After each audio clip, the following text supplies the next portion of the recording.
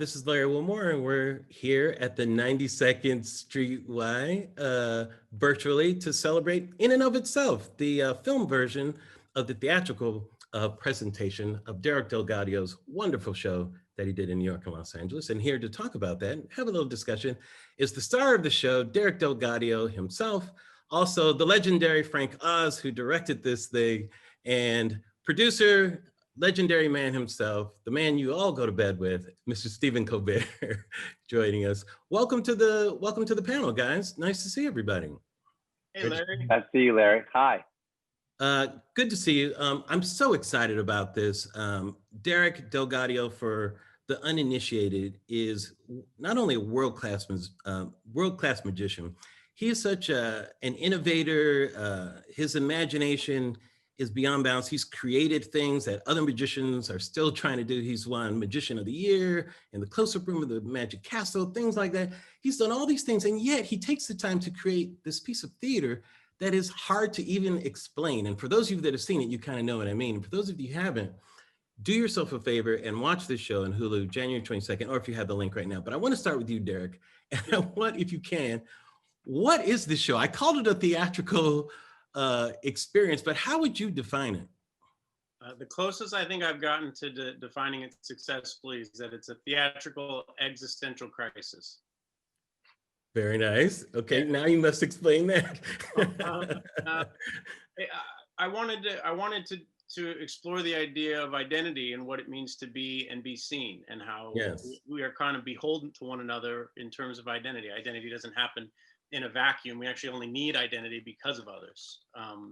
And I kind of wanted to explore the paradox of that and how we need labels to define one another, and yet these labels ironically become the thing that conceal who we really are from one another, because we become defined by those labels, and we tend to only be able to see each other as what we know, and we don't leave enough room for what we could be. So I wanted to create a work that not only expressed that, but embodied that, which meant the work itself kind of had to be undefinable. So it's intentionally ambiguous and difficult to describe, because we felt like if it wasn't, we didn't do our job.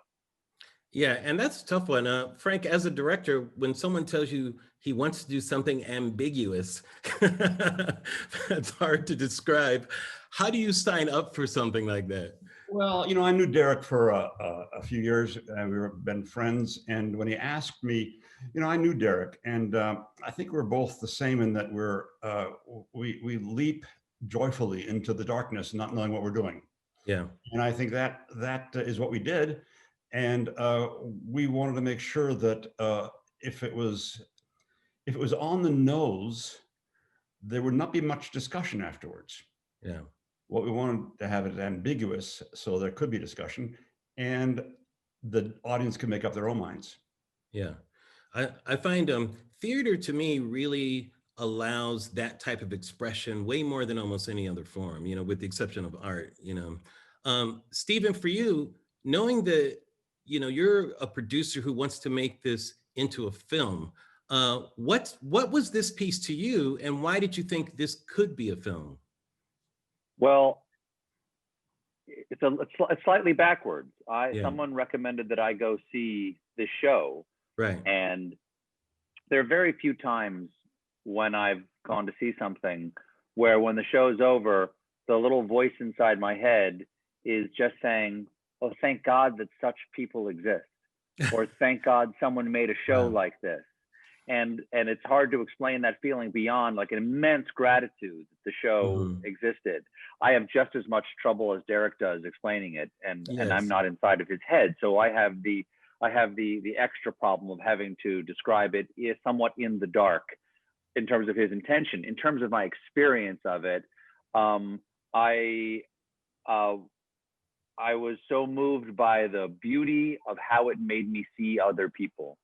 And how it made me open to the possibility of not understanding, that I don't particularly understand other people on first glance. So that was my reaction to it. And this is a slightly long answer. That's okay. This is a long discussion. That's okay. I went there with my wife and my son. Yeah. And afterwards we said, well, we have to go look for something afterwards. And I won't give away what it Yes. is. We want to go Yeah. look for something afterwards. Great. And it wasn't there.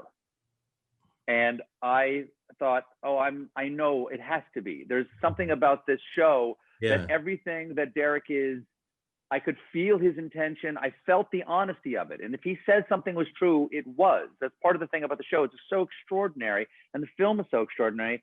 And it's what he's saying is not only a truth, a human truth about our identity and how we relate to each other, perceive each other, and our need for identity and love and acceptance. But also I knew that he was telling us stories that were true. Yeah. And there was part of the story that didn't pan out at the end. And so I wrote him, I slipped into his DMs on Twitter because I saw that he followed me. So I slipped into his DMs and I said, hey, it wasn't there. And he goes, that happens sometimes. And that started a conversation between the two of us.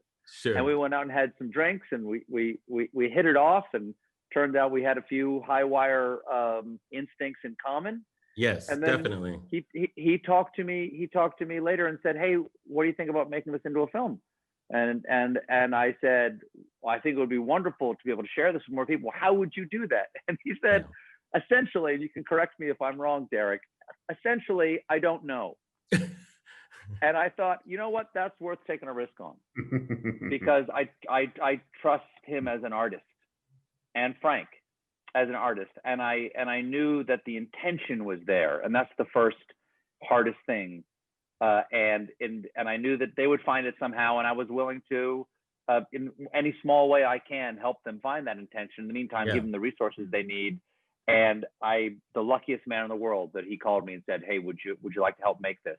Because to get to know him, to spend time in the room, seeing the two of these men create this film has been one of the greatest gifts of my life. And for this to be the first film that I produce is, I think, the finest feather you could put in your cap, is to say, these are the first people that I wanted to work with. And I was right to trust them. Well, I think you trusted your gut, Stephen. What I know about you is that you're a man of integrity, and the integrity certainly comes across in this project. And what's interesting about that, Derek, is that you engage in deception. That's what you do, and yet you tell this very honest story, but you use deception to tell that story, and by honest, it's not a fake honesty. You're very authentic in this. Were you ever concerned? Because I know you didn't want this to be just a magic show or any kind of a magic show, but were you concerned about the fact that you're both deceiving and being completely honest with the audience at the same time?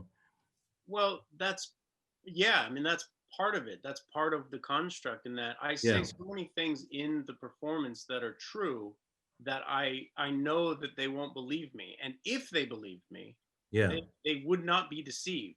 The irony is they're deceiving themselves based on a label that they've chosen to give me. They think that most people think, because of past work that I've done, that I'm a magician, which is fine. Right.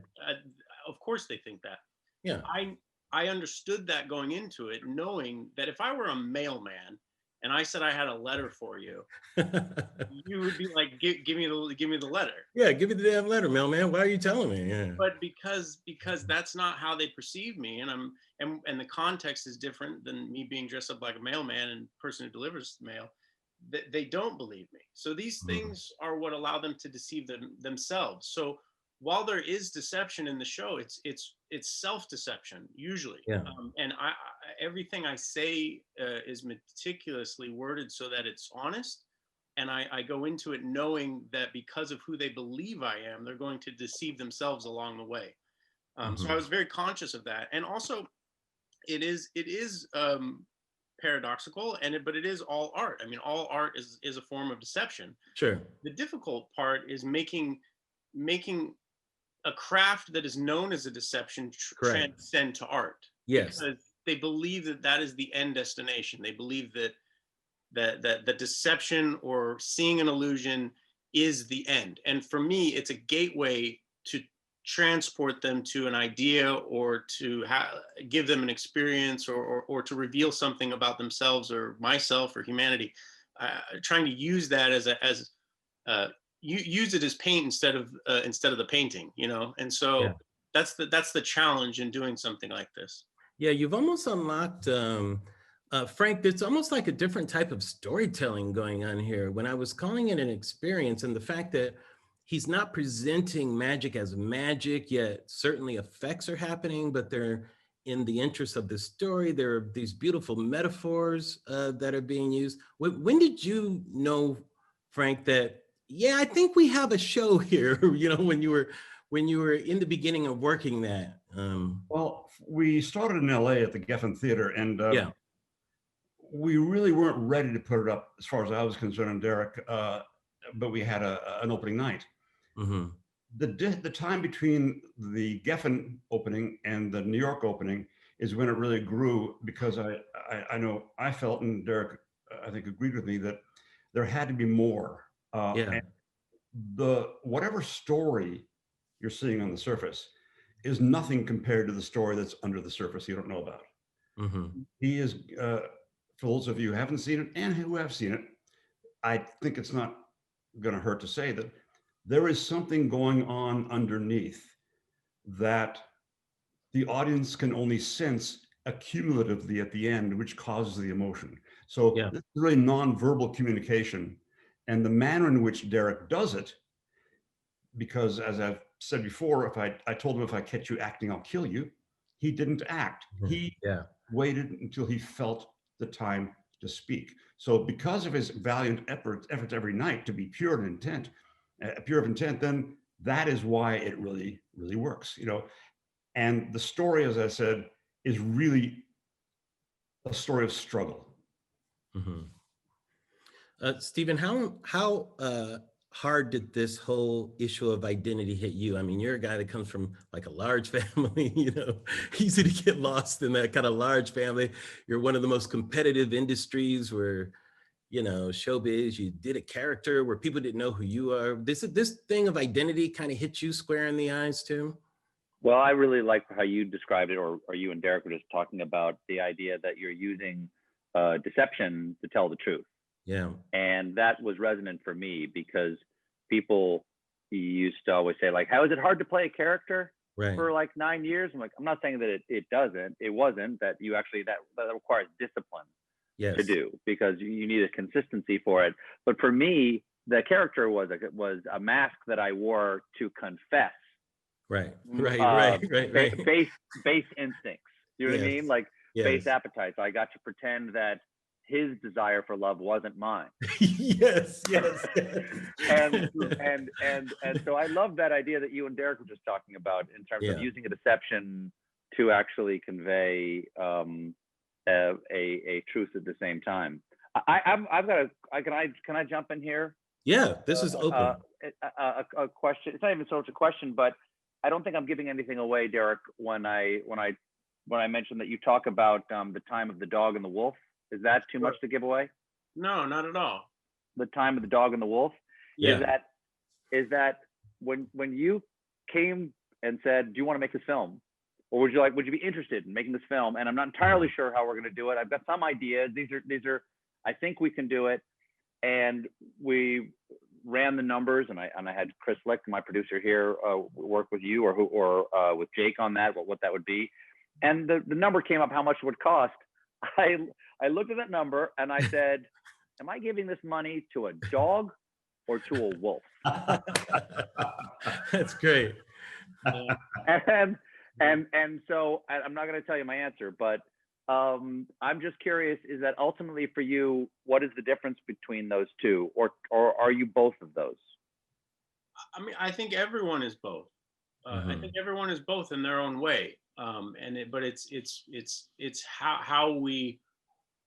how we choose to walk through the world that really reveals which we're choosing to, which version of ourselves we're choosing to live into. That's exactly the conclusion I came to too. I said, I think he's both, or he wouldn't be able to do this show. Yeah, he could and I think he chooses to be the dog. I certainly try to, and but I have like, I'm sure like most people, I've struggled with what that looks like, of what it looks like to walk into the light as opposed to turning your back on it. And I I think that, yeah, I think that that's something that people can relate to, and I certainly wake up every day and try to be the dog. That's yes. Derek, there's a piece, I'll call it "Who Am I?" It ends the show. It's very powerful. Mhm. The film allows us to experience it differently than one did in the theater because of the way that it's shot, which I thought was very powerful. But I wanted to ask, from a logistical standpoint, like, you can't rehearse something like that, you know? No. And so, and Frank, you can chip in here too. This piece is closing your show, a piece you cannot rehearse. Like, where does the faith come in to know that this is the right way to go? And did you second guess that? Were you like torturing yourself about that? Because I know how it is right before a show launches. You're already crazed about everything, let alone something that you can't really rehearse. Well, yes, you're more right than you know, because yet you're right. I was Yeah. closing the performance with something that I had never done before, but Yes. I was also doing many things that I had never done before, Yeah. and didn't know if it would work. The book Yeah. idea of not knowing what would happen. Um, That is the most terrifying thing to me, by the way, if I could just jump in. Yes, The yes. idea that you gave this absolute linchpin of the show away every night, Yeah. and with absolute just utter trust. Crazy. And that is the highest part of the. I mean, I know I don't understand how you do any of it, so it's all high wire for me, obviously. But that is something that's, you're giving up control in that moment. No, I felt really like good about it until a friend of mine who a performer friend said afterwards, he's like, I don't understand why you're doing this. This was pretty early on. He said Yeah. you are giving Yes. an object to someone you've never met before, Yes. giving them a homework assignment, then letting them come back and take over your stage. Now, Derek, do you want to describe that? Because now that we've said what it is, Oh, yeah. just describe it briefly, the experience of what happens, so everybody knows what you're talking about. For those of you who haven't seen it, I have someone take a book that has been a document of the show away, leave the show without seeing the ending, then hopefully return the next day and write how they believe the show will end, how they imagine the show will end. Yeah. So their homework assignment is to write what they've seen, and I kick them out before the end, and they are to describe or to imagine what the ending is, and then come back tomorrow and read that ending to the people who come tomorrow. Yes. And I thought that. And you do this every night. The book goes out every single show. Every single night. And it wasn't until my friend, a wise show business friend, put it into perspective that I'm giving my stage over to like an untrained stranger to let them talk and have as much time as they need to say what they need to say. It sounded really irresponsible when he said it back to me that way. But to answer your question about the I ams and this and the other moments of uncertainty, I couldn't go into this. I couldn't go into this idea of being of the ruletista, of what that means to be the ruletista, without putting a metaphoric bullet in the chamber, which means actually, putting a bullet in there and spinning the barrel and putting it to your head. Yeah. One after another. You have to do it for real. It couldn't be theatrical. And obviously I wasn't going to really put a gun to my head, but doing things like this made me feel like I was actually living up to what I was proposing the work was about and what it should be, which is this high wire act and this Russian roulette of sorts. And the I am was definitely one of those chambers. I mean, they're all chambers. There's 6 of them, but and they all had their, whether it was explicit or implicit, a high wire quality that made sure that I could fall some nights. And so to answer your question, it was really, really rough the first couple times, and by couple I mean months. But we learned something, because it's different now that it exists. It's like, oh, that's I see what it is.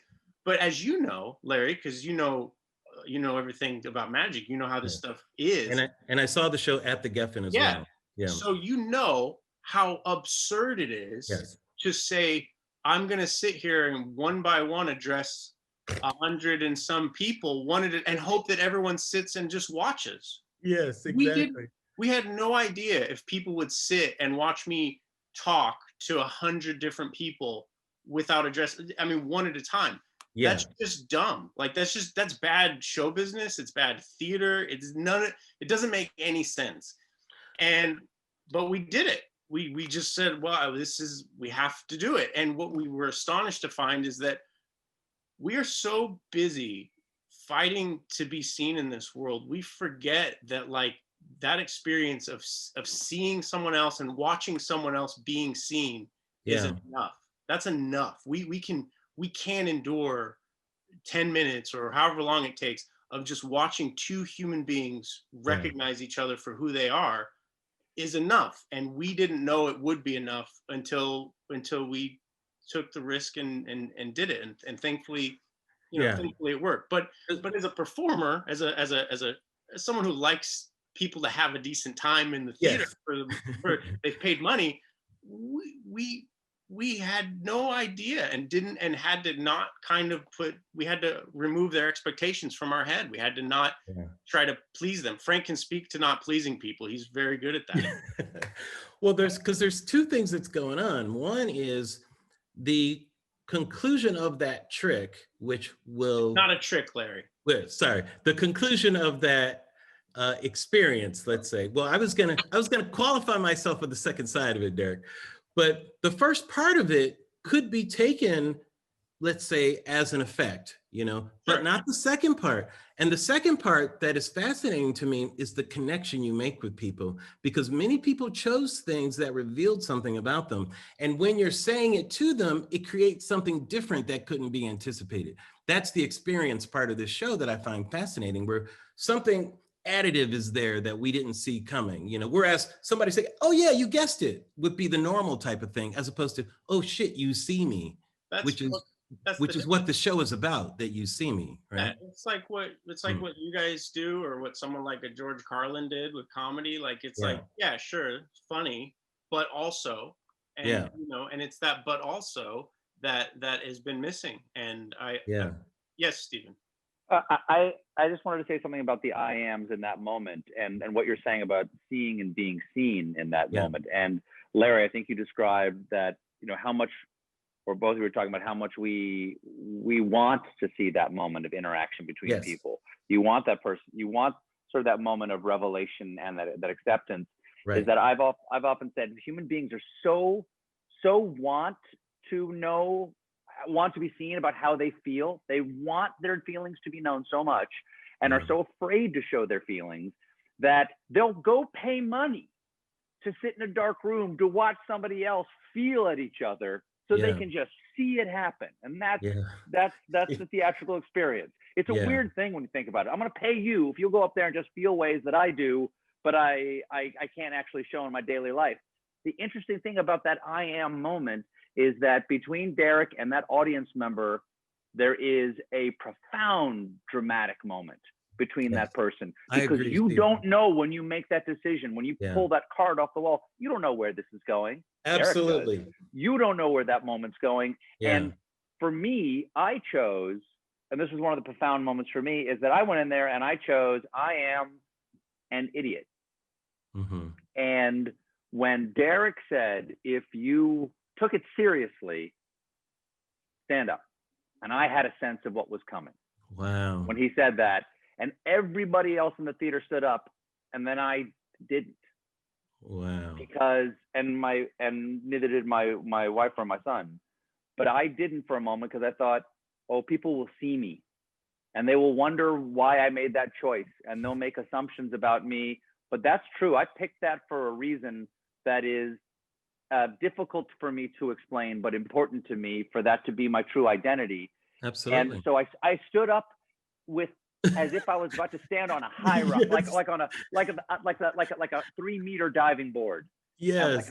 Like I stood up with the apprehension of being seen, but then an extraordinary satisfaction in that moment of revelation that I felt in an entirely different way while I watched everyone else. I experienced this tremendous theatrical moment, which in the movie, what Frank has done what I think is beautiful, or Frank and Derek together have done with this film, is that they've amplified that feeling.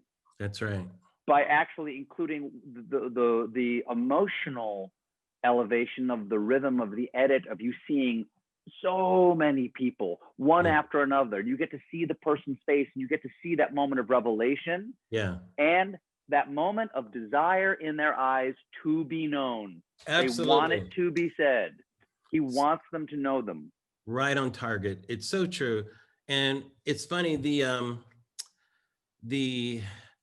not the opposite, but the contrary to that, I'll say, is you have a private moment with someone on stage as well, you know, in the show. And I won't say what that is because I don't want to spoil it, but it's beautiful in its own right. And it's this private moment on stage. And Frank, I wanted to ask you, could you see, I think you guys succeeded in making that work cinematically, but were you concerned about that moment working cinematically? Because it is it's first of all, it's a private moment. It's theatrical, you know. How do you make that work in a film? You know, were you concerned about that at all? Yeah, we didn't know what the hell we were doing. Yeah. I mean, that's how we approach things. And that's a very positive thing, is not knowing what you're doing. Because if you know what you're doing, then you can't discover anything. So, Derek and I, Derek can say, we didn't know how to do it. And I had my version, and eventually Derek had thoughts. But as usual, the film tells you what it wants to be. Yes. In so many ways. Derek, were there moments, and maybe looking at the film, you realized this, but were there moments that surprised you while you were doing this, that you were like, oh, wait a second, what? You know, and did any of those make it in the film, or there's some that didn't make it that you remember? Anything you want to share with us? With that? I would say I was surprised. I was constantly surprised by people's creativity and their humanity, especially when it came to like the book, and people who you know, every time I gave the book away, I'm a person. So sometimes someone would be way too eager, and really like way too eager to take it, which made me uncomfortable. And I would, for lack of a better term, judge that in terms of like my own, what their intentions were. And, but they would come back with something really lovely. And like, I would find myself reflecting on the, you know, the thesis of the show, and of you know, judging and having preconceived notions of what someone's capable of based on who they seem like. And so I was open to those surprises often, but I was actually surprised by the film in a lot of ways when we were putting it together after we had recorded and we were in post-production and looking at the footage together. We took a risk in thinking that there was something worthwhile here, and everyone was kind of going on a belief system that there was. But what we were pleasantly surprised by is how effective much of what we captured was. And the reason, as Frank points out, is the close-up.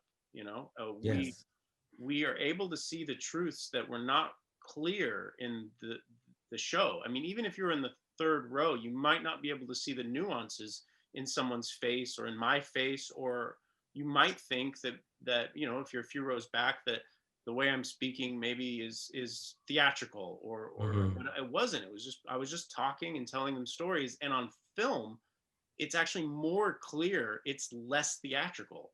So it's a weird that it works that way, but it's so much less theatrical on film than it was actually there, which is usually not the case with you know, taped performances. I want to say something which may go against what you're saying, but there's nothing new with it. There you go. Frank Oz, everybody. I think if it was theatrical or theater, we would have lost.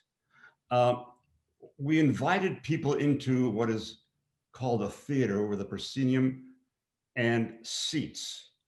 But what actually became is we all became in a crucible in which we all shared an experience. So if I created with Derek the artifice called the theater, it wouldn't touch people because people could have a separation.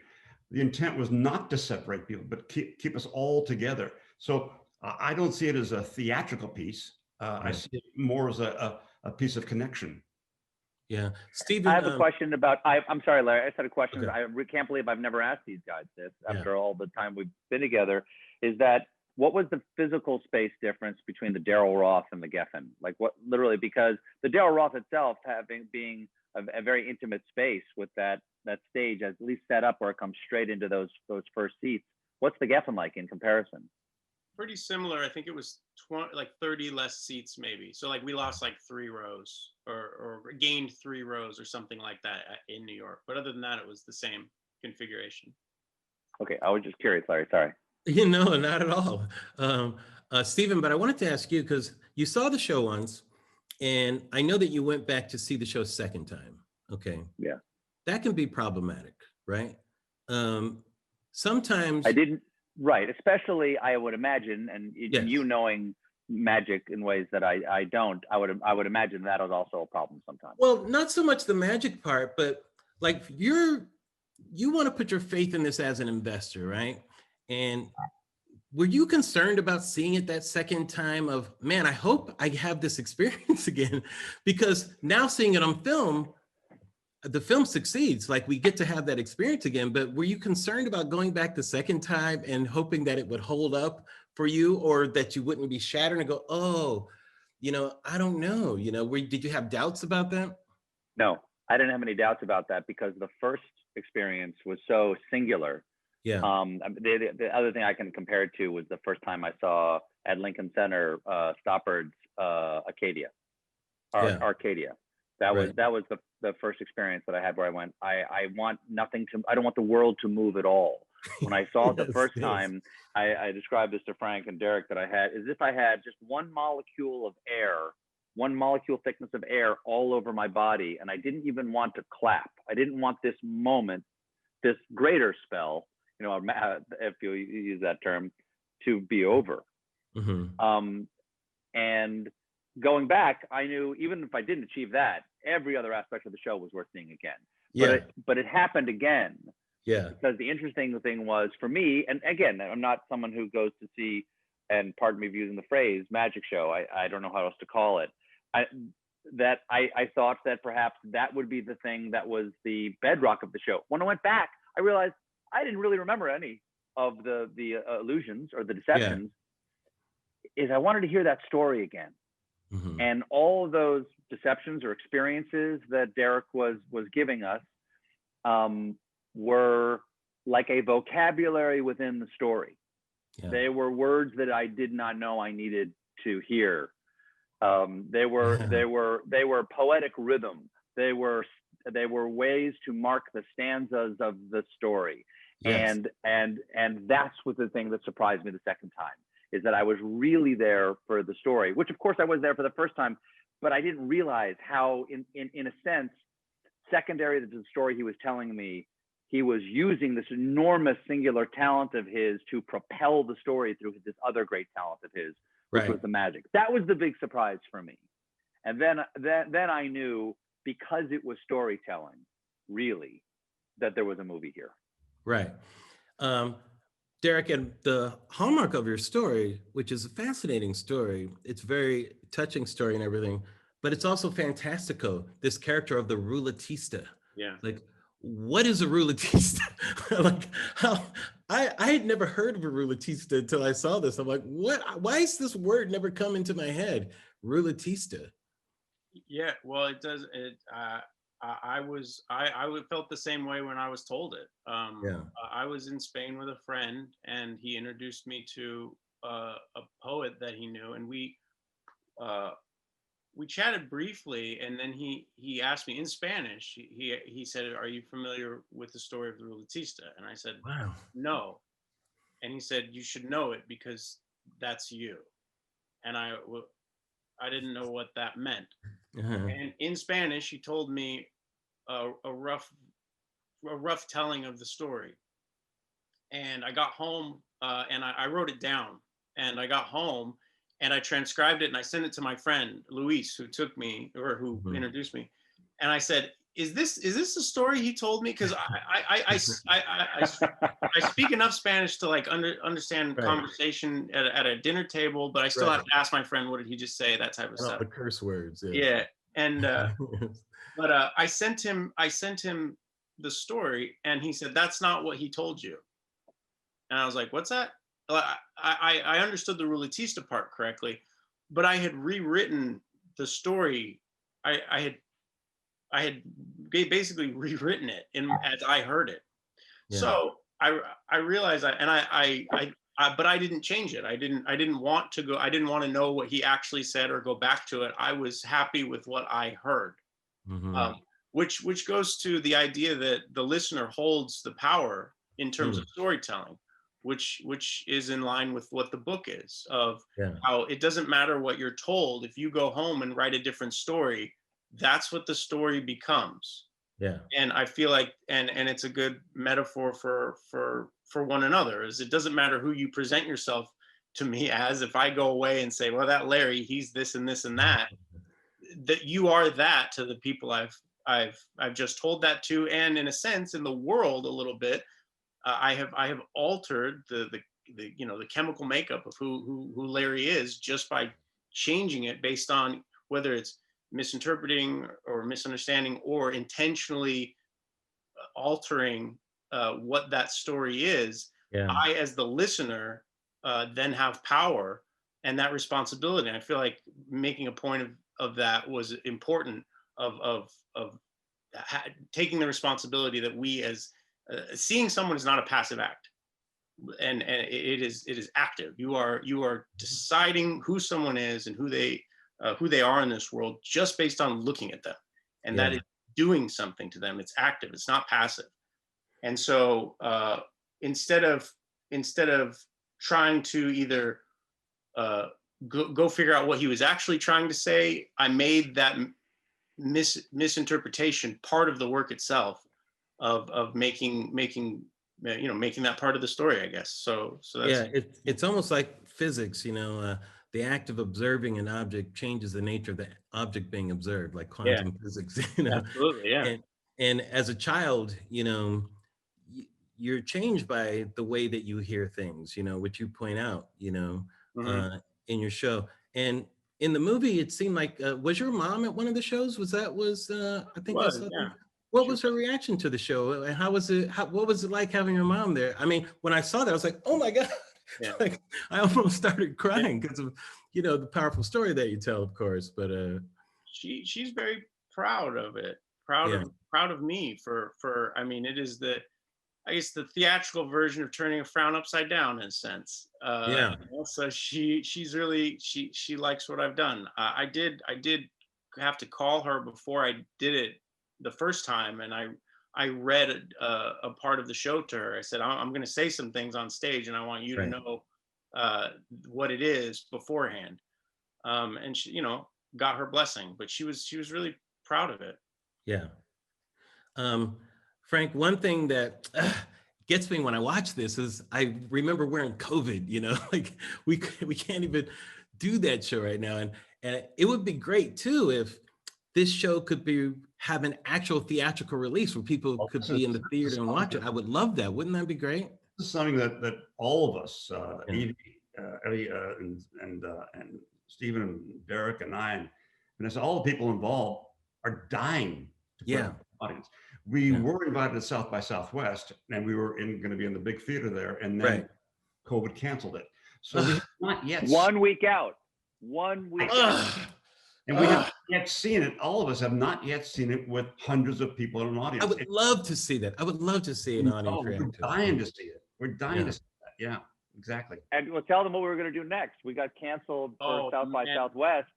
So we were going to turn the Ed Sullivan Theater into the premiere. We were going to have a weekend film festival at the Ed Sullivan Theater where all the movies, all the documentaries that were produced in New York, we're going to do New York area documentarians or any filmmakers who are from New York who were going to South by, who got canceled. We were going to do a weekend festival, Friday, Saturday, Sunday, with talkbacks, that I was going to host everything at the Ed Sullivan on starting on the 14th of March. No. The Ides of March, Broadway Stephen. Have you learned nothing from Shakespeare? The Ides of March. It was so heroic.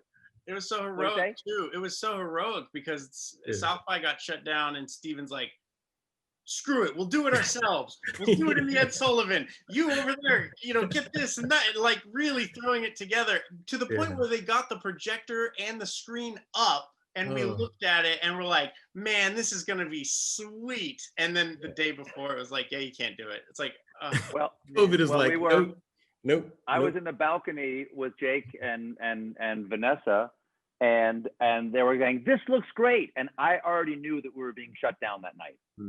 And I just had to go, it does look good. But I couldn't say it out loud.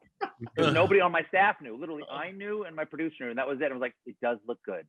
It does. Now, is it still possible to have a theatrical run? Is that a possibility? Or like maybe a festival run or that type of thing? Once things get, I believe so, yeah. With the vaccine get open again, is that possible? Yeah. We have the ability to do that. So hopefully, knock wood, sometime in the future we'll be able to do that. Because I think it would be a vital way to present this. That would be the fullness of the presentation of this film. Stephen, what would you like people to take from this, if at all? I know that's a tough question sometimes to answer, but I got one for this. Oh, good, because it's such a special project. Yeah, I would like people to take hope from this. I mean, let's just start with this. Derek gave away a precious artifact of the show every night. How many shows did you do, Derek? Total 760 or something like that total. Wow. 760 strangers accepted that and brought it back. Accepted that challenge, that opportunity, that homework, that however you want to describe it, that invitation, and then brought it back. That's a very hopeful thing to me. We're very mistrustful of each other, especially in the United States right now. And this show is extremely hopeful for me, because you see the simple human needs of people to be valued and to be accepted and to be seen. And I am moved by how the audience is moved, especially in this film. I find it extraordinarily hopeful that you see how this show is feeding people in this film. You see what a nourishment it is for this story to be told, for them to be seen, for them to be accepted, for that simple voice of their self-identity to be heard. And as Derek said, it's a hard show to explain. And it's nearly impossible to encapsulate. And that's really why the fact that people are, go ahead.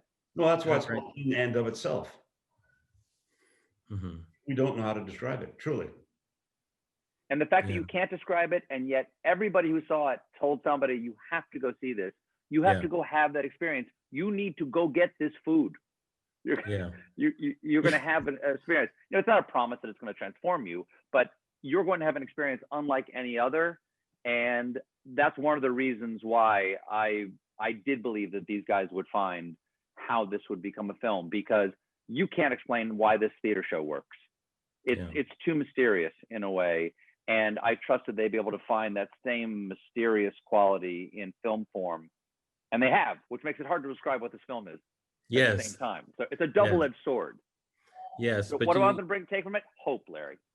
I think that's great. And I think it absolutely does that. And I'll say from a personal note, as a young Black kid who wore glasses and went to Catholic school and wore a uniform and had to walk through my neighborhood with kids kind of jeering me and not quite knowing where I belonged. I was called white, I'm not Black enough. And I did these little magic tricks, that, that were kind of my respite from the world, a little bit, but the whole thing about identity, that's an issue I've struggled with my entire life and career. And what you give to everybody, Derek, Frank, and Stephen, in this, it's a gift. This is really a gift, it's very generous what you're doing here, because you're not taking something from the audience, you're giving something. And I just want to applaud you for that. It's rare that we get to see this, such a generosity, Derek, of your experience in your life and everything, but also the way you do it is a gift. It's not self-serving, and I just want to honor you for that. It's so fantastic, Thank you very much, Larry. That means a lot. Thank you. So bravo, gentlemen. We're going to go to some questions from the audience right now, and they're here in the chat. So I'll just read through them, and whoever wants to answer them can answer them or whatever. First one, it says, this is from Chris. Hey, Chris. What challenges did you face with the show running for so long? So that's about the theatrical show. Any challenges with the long running show at all? I don't, just my exhaustion. I would say just my stamina of being there. I didn't have any understudy. And so that responsibility of taking care of myself and really just devoting all of my time to doing that was a real marathon. And so that was probably the hardest part, is just physically and mentally staying focused and trying to, and making sure that it didn't get you didn't start phoning it in after show 430. Yeah, I don't think that's possible. And as a follow-up, he asked, how do you deal with returning audience members who are looking for trouble to spoil the show? I don't know if you ever ran into that with this type of show. I mean, we did. I mean, we had people coming in and filming it and things like that. Oh, that. But it's you have to deal with it, but you can't. It's a shame that that's what they chose to focus on. I guess there's nothing much you can do about that. Derek, what was that thing? Remember, somebody took your idea of the cards and everything. I remember we talked about that. Yeah, that was an installation at Sundance. It was right. That's right. Yeah. So that happened. So things like that happened. That was both flattering and unfortunate. But yeah, it was just the repetitive nature of staying positive while living in Groundhog Day. This is from Taylor for Derek. How do you deal with knowing that there will be people who might misinterpret your work, especially with such a personal show?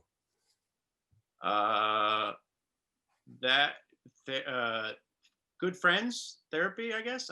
You have to know what's real and what's not, in terms of there will always be people who don't get what you're doing, and it is painful. I mean, it is literally what the show is about, is the pain that comes with not being seen, or having someone see you for something that you're not. And so that pain is very real. And even if it seems frivolous, it's not. We all suffer from it, and we all want to feel like we're understood, and that people, see how we feel on the inside, on the outside. So, yeah, you just have to, but you also have to know that it's not really what it is. I mean, that's the irony, is it is a reflection of you. Also, it's why the Ruletista is there and still standing. Is that, as much as you can say I am who I am and it doesn't matter how anyone else sees me, that's not technically true. It does matter how it does. That's true. And it's unavoidable. But it's coping with it. And everyone, and one of the things, Larry, and like, it's really a privilege for me, because when I look at this panel and the people who are you and Frank and Stephen, and I know that you have all struggled with these same things creatively and as individuals in your own ways. And I've had conversations with all of you about that, about what it means to be someone who's trying to do something in the world, and then having people misinterpret it based on their preconceived notions of who you are. Right. That is what the show is about. So I've learned to accept the fact that if someone has a misunderstanding about what it is I'm trying to do, that is an extension of the dialogue of the work that I've tried to create, and it is an extension of the show that we've made, and it is an extension of Frank's work, and now Stephen's work. We understand that that's just part of it, and you can't you can't change based on how they react or interpret it, but you also can't help but be aware of it and have that enter you in some way, and then come out in the work, whether you're conscious of it or not. Yeah, you have to let that go. Many people are asking, will some form of the book ever see print? That's great. That's a great question. I would love to see the entire I would love to see it too. Yeah. There's one copy. Yeah. And we will start the bidding. Derek, do you want to flip through, maybe show us something that's maybe not in the film, maybe some kind of interesting page or something? I can find something. Yeah, I've had people ask me this question before, and the answer is I'm not sure. It's a bittersweet object for me, because for me, as Stephen was saying, this was a living object of hope while the show yes. And now it's a corpse is not the right word, but it is doorstep. Yes, it is an artifact of people once having hope. And so it's interesting because it was so alive, and as much as I wanted to look at it, it meant more to me having it out in the world, trusting that it would come back someday. But let me see if there's something in here that speaks to me that's not in the film. We've had people reveal things in here. People have come out in this book. People have talked about things that here's this is I don't know if this is in there. Someone composed music for every piece. Wow. Look at that. Someone was a composer, and he says, I'm not a writer, I'm a composer. Wow. So he composed music instead of writing. And did he somehow convey that music when he read it back? Like, did he have a way to convey it? No, he just wrote it. He just wrote the music. And so so there's an example of how, you've let a guy on stage and he goes, I compose some music. I'm a classical composer, so I've composed some music. And I'm like, oh, I don't have a piano. He goes, well, I guess you could just find someone to play it for you later then. That's okay. Great. Well, I guess your time is up. Thank you very much. You go back like, there's not much to do there now. But did you have somebody play it? We did have someone eventually play it. I believe Vanessa's working on having that actually composed so that we can all enjoy it at some point later. Maybe it'll be the theme song of in and of itself. Stephen, if you know any world-class pianist, maybe we can make that happen sooner than later. I'll look around. This is one of the is one of the highlights. So this is an elephant. And in the I mentioned there is a guy, a post-it note guy. He didn't make one entry. He went through the book and he put post-its in there. Post-it note guy. Generally, he generally just talks shit about most people and bashed with their handwriting, or talked about, like, look at this self-indulgent prick. Like, that's fantastic. He really went through it. But this one, he was very positive. He said, this is really beautiful, and I'll keep Maxwell in my heart. And the reason he says that is because this beautiful elephant drawing and everything, there's a story behind it. And the story is this nice lady who came to the show. Let's see if I can find her name. I can't right now. But anyways, this lovely lady came to the show, and she took the book, and she took it, and I didn't think anything of it, and she left, and she came back. And when she came back, she said, before we continue, do you mind if I talk to you, if I say something? Of course. What is it? And she said, I came here, my husband and I have been, this was in LA. This book, by the way, was taken on the last night of Los Angeles by a spectator who flew out to New York. No. Her show, yeah. So we crossed over shows? Yes, crossed over. Wow. Crossed over from LA to New York. So it never stopped. Anyway, she took the book, came back, and said, "Do you mind if I say something?" Absolutely. So she said, "We are, my husband and I are currently living at UCLA Medical because their son Maxwell had leukemia, and they were living there because he was getting treatments, and they had been cooped up in this hospital and decided to take a walk, and so they walked around. Was it Brentwood or Westwood, that the Geffen area, and they Westwood. They saw that there was a show, and they walked up to box office and, are there any rush tickets? And they got a rush ticket, and they went in just to take their mind off of life for a moment. And she said, when I asked, can someone come back tomorrow, her hand just went up. Her hand just went up, and she didn't know why. And her husband's like, surprised, but he didn't expect that because of the circumstances. But she took it and she read it to her son. She took the book back to the hospital and read it to her son, and she said that he hadn't spoken in weeks. And when she read it to him, it sparked something in him, and he started talking to her. And he hadn't talked in weeks, and it was really emotional for her. And she felt really guilty about taking the book because it was like a homework, and now she has to leave again. And she felt guilty about having to leave his side again. And she told him not to because he wanted to hear how it ends. And so she wanted him to go back and hear how the story ends. And so she told this on stage, and of course everyone in the audience is just weeping. Yeah. And I'm just wishing we could just stop and not have to do anything else now. Right. Show over. Go. Show over. Done. Go home. But it was really a beautiful, amazing moment, and she managed to make this beautiful entry with that elephant. So that's Maxwell's Well, entry. I'm happy that impressed Post-it note guy. Very happy about that. Yeah. This is the pop-up. I don't know I think that's in the movie, but there's someone made a pop-up that's in there. There's let's see. There's RuPaul made it in. I'm not entirely sure what that is, but RuPaul managed to make it in there. But yeah, there's just incredible stories, and people That's amazing. really poured their hearts into it, and some took it. Yeah. Everyone took it seriously, some more seriously than others, but it was really really Maybe it'll just be a part of the in and of itself museum that people can walk through and see. Here's a question for Stephen. Stephen, this is kind of a two-part thing. What was the most surprising thing about stepping into the role of executive producer?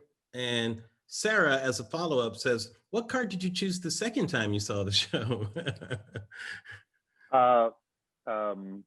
What's the most surprising thing step into executive producer? Well, I didn't go in with a lot of expectations of necessarily what it would be like, because I knew that you were going into trying to capture something that might be defying your attempts to capture it. I didn't go with a preconceived notion of what it was. I could say one of the most joyful things was just spending a moment in edit with Derek and Frank, and having Frank ask me a question about how a certain montage felt, and how deeply gratifying it was to hear how his mind was working, how Derek perceived the work, and in some small ways, and there might have been one or two other ways, to be able to say, I think this might be how this is perceived, or how this moment might be improved with a shot or an edit or something like that. Great moments of joy to spend with great artists, to help in any way. And what I'd forgotten doing what I do now is what a wonderful thing was to take an enormous amount of time to think about 30 seconds. Yes. 30 very important seconds. Right. I had forgotten how valuable that the time and the care and the craftsmanship and what that can do to the audience emotionally, the small changes that I saw Frank making, because I work at such speed. The time it took us to talk about a 30-second edit, I have literally written an entire show for this show. Right. We write so fast sometimes that we almost write in real time. Yeah, you have no choice, right? Yeah. We have no choice to write real time. So I think I told both of these guys, like, what a gift it was to be reminded when you have the time to take the care that they did. And the follow-up question was, do you remember the card you chose the second time you went to the show? Yes, I chose two cards. I picked the first card the first time was I Am an Idiot, and the second time Derek and I had gotten together for drinks, and we had talked about tightrope walking, and I picked tightrope walker the second time, and then I put it back and I went, that's not exactly how you feel. So I went back and picked idiot again. Oh, that's And hilarious. not only, and when I picked idiot again and it felt right, that I actually Yeah. changed my Twitter handle. I changed my Twitter bio to just idiot. And my security team, because I have a security team, my security team said, sir, I just want to make sure that your Twitter hasn't been hacked. Your bio now says idiot. I said, no, that's real. Does your security team not know you, Stephen? That's what it's saying. What's going on? They have a better opinion of me than I do. Of course they do. Of course they do. Anna asked, Derek, can you describe the moment of impact when you know you're seeing someone? That's an interesting question. And what does that honor and responsibility feel like when you're seeing someone? That's a great question. Yeah, it's really interesting. Yeah. Really good question. It is an honor and a responsibility. That's really great. You can't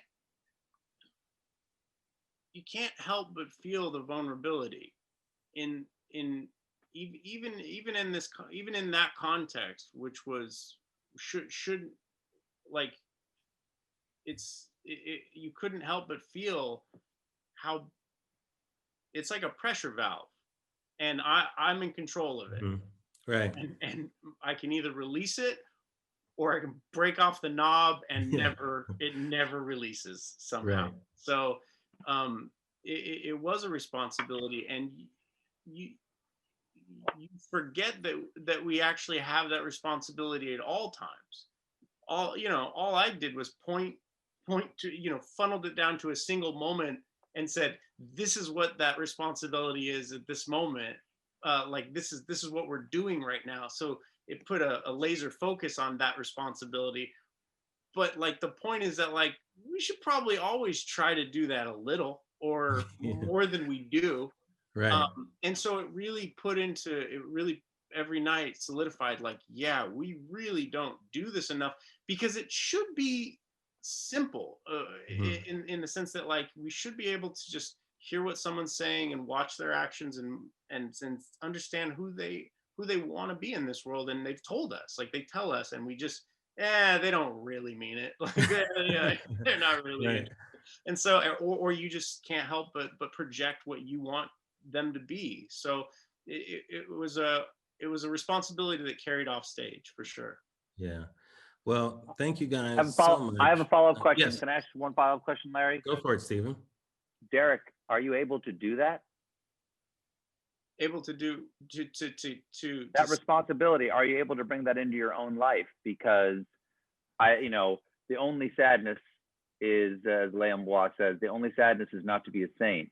And the show, in some ways, as beautiful and as hopeful it is in some way an accusation when I watch it of that you are not doing this in your own life. 100%. Yeah, and for myself too. It is a reminder for myself. It's not. I'm damning myself as well. So, but I do. And now that I've done this show and put it on film, I do feel like I need to practice what I preach, in a sense, and I fall short. I'm certain of that, but I do try, man. I really do, and I feel like seeing the result of what it means to just see someone and how that makes them feel. How could you not want to do that as often as possible? And the only reason we don't is because we're either protecting ourselves of how we're trying to be seen, or we're projecting what we think they are. And so but seeing, it's not even joy, it's what we're supposed to do. And in those flashes, I got, this is what we're supposed to be doing here with each other in this fucking nightmare of a world that we're living in. We're just supposed to help each other get through this struggle and see each other. And boy, it's an effort every second, but I do try. Well, I'll tell you, it is an audience reaction you have not seen before. When you see the end of In and of Itself, you will see the audience react in a way that is not applause and not this thing, when they're interacting with Derek in this moment, something different's going on.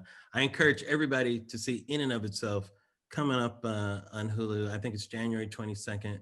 Hopefully we could, get it to theaters sometime this year. Damn you, COVID. Gentlemen, I want to thank you. You've done such an amazing job describing this special show. Derek DelGaudio, Frank Oz, Stephen Colbert. And Derek, I hope we get to see more of you doing these types of things. Nobody does what you do. You're in an arena by yourself, my friend, and someone who's been a fan of yours for a long time. I just love it. So if there's anything else you're working on or something, please, or you can give us a hint right now, or let us know, or keep us abreast, or what do you do? Well, we need to promote the hell out of this now. And yes, let's promote this. In and of itself, you guys, watch it. And thank you, 92nd Street Y. Really appreciate you guys hosting us for this. It's really awesome. Thank you all very much. Thank you, Larry. Applause for all these gentlemen virtually. Virtual applause. Thank you all. Thanks, Larry.